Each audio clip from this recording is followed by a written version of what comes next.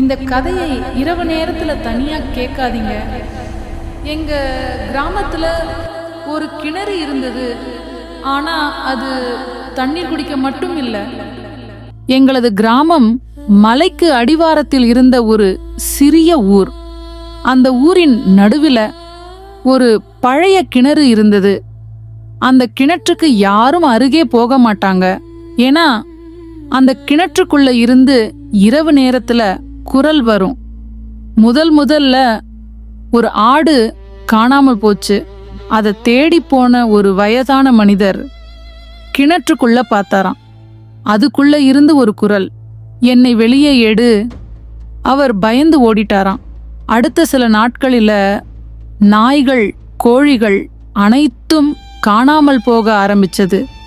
கிணற்றுக்குள்ள இருந்து வர குரல் மட்டும் அதிகமாயிடுச்சு. எனக்கு பசி. ஒரு நாள் ஒரு சிறுவன் விளையாடிக்கிட்டு கிணற்றுக்கு அருகே போனான். அவங்க அம்மா கூப்பிட்டதும் அவன் திரும்பி பார்க்கல.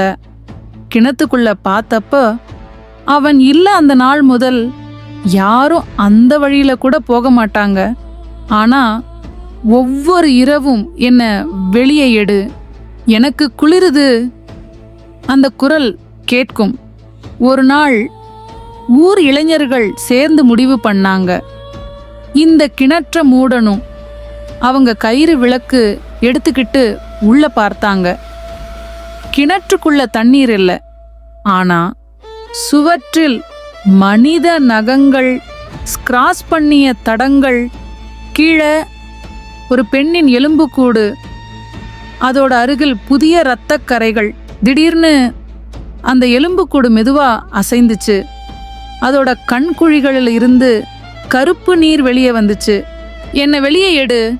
அந்த காட்சியை பார்த்த உடனே யாரும் ஓட ஆரம்பிச்சாங்க. ஆனா ஒரு இளைஞன் மட்டும் திரும்பி வரல.